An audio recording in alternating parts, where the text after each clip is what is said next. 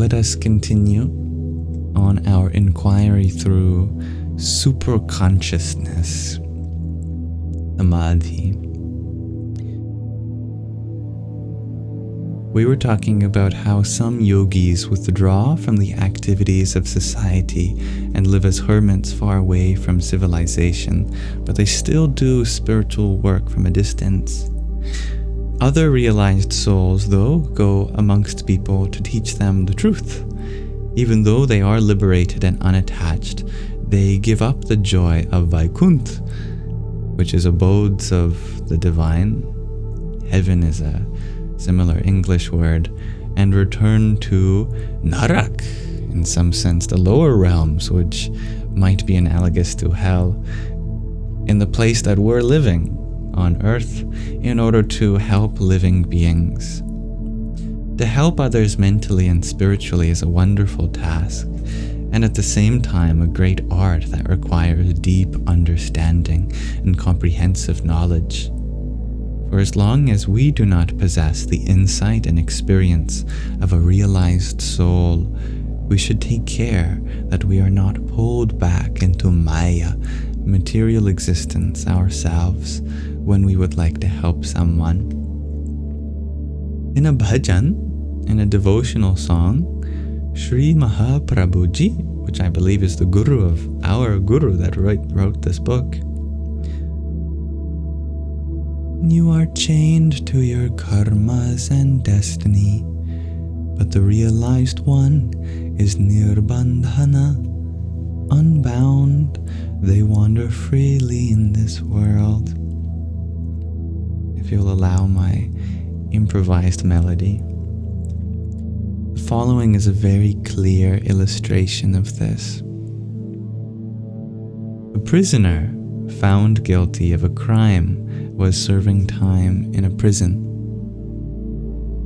Staff and visitors were also to be found in the same building as the prisoner, attending to their specific duties, but their attendance was voluntary.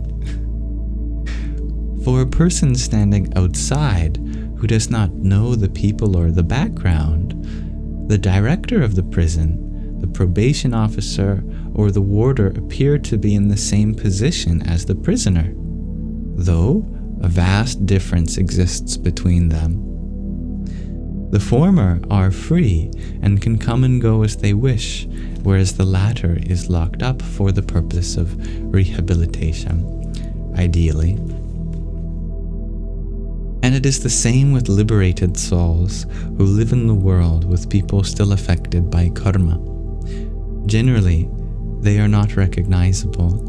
They possess the ability to enter and depart from different levels of consciousness at will. For them, the physical world is only one room amongst many to which they are able to come and go as they choose. Their self is always connected to the Supreme Self.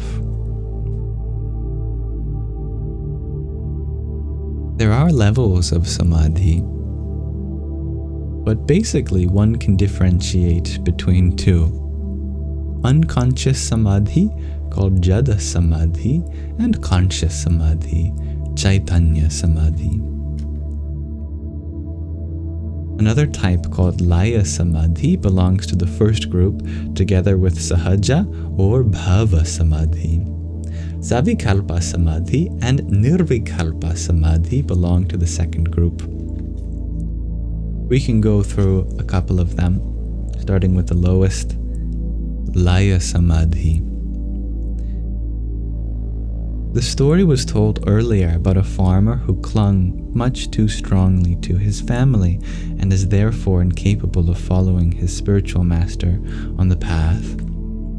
Through his attachment, his consciousness continued to sink lower and lower until finally he lived as a tiny worm in a cowpat on his farm. But his guru had not forgotten him. The guru never gives up. They appear on whatever level the disciple exists, even though the disciple has no awareness of this.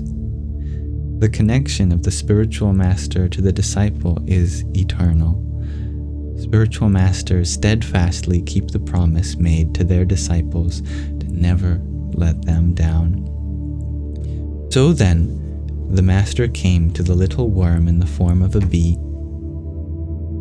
He then lifted the little worm up and laid it gently in a lotus blossom. The farmer had once wished to meet God, and masters always tried to fulfill the wishes of their disciples. So, what happened next? Intoxicated by the strong and sweet smell of the lotus, the little worm blissfully fell asleep, and in the evening the blossom closed over it. The next day, during Brahma Muhurta, which is sunrise, an angel descended from heaven to fetch a lotus blossom as a gift for God, and pick the lotus in which the little worm was sleeping. As soon as the angel stood before God's throne and handed God the lotus, the blossom opened, and the little being found itself directly in God's hands. In the merciful gaze of God, all its karmas dissolved, because just as darkness yields to the light of the sun, before God, no karmas can continue to exist. Therefore, with the help of the Master, this soul also realized its goal and united with the divine. This story illustrates the first level of samadhi, Laya Samadhi. Laya itself means sleep, inertia, unconsciousness. It is still largely unconscious, similar to a dreamless deep sleep, but in reality one does not sleep. Rather, one has a happy spiritual experience. In Laya Samadhi, one forgets everything. The thoughts stand still, and one experiences deep inner joy, harmony, peace, and bliss. This first level of Samadhi can be reached by anyone after a few years of yoga practice. For example, during or after practicing pranayama or in Yoga Nidra. And let's read one more level of Samadhi. Sahaja Samadhi. Sahaja Samadhi, also known as Bhava Samadhi, where Sahaja means of itself, spontaneous, natural, organic, and Bhava means a kind of feeling or emotion. It's generally associated with intense feelings of bhakti, love and devotion to the divine. Sometimes during satsang, which is an association of spiritual seekers coming together, when singing kirtans and bhajans, devotional songs, when praying, or when they receive the darshan, the sight and blessing of a realized soul, bhaktas can suddenly enter into a state of inexpressible bliss. Bhakta meaning a devotee. Sahaja Samadhi is a beautiful experience, and its effects are slightly discernible in the waking consciousness. But unfortunately, it doesn't last for long. It is similar to a light trance from which one awakens after a few minutes. Laya Samadhi and Sahaja Samadhi could be called samples of Samadhi that inspire and motivate us to strive further, so that one day we are able to enter Samadhi consciousness with full awareness and remain there for a long period of time. And let's pause our reading of The Hidden Power in Humans there for now.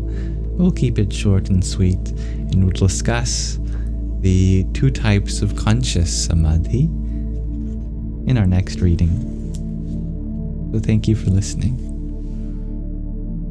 Namaste.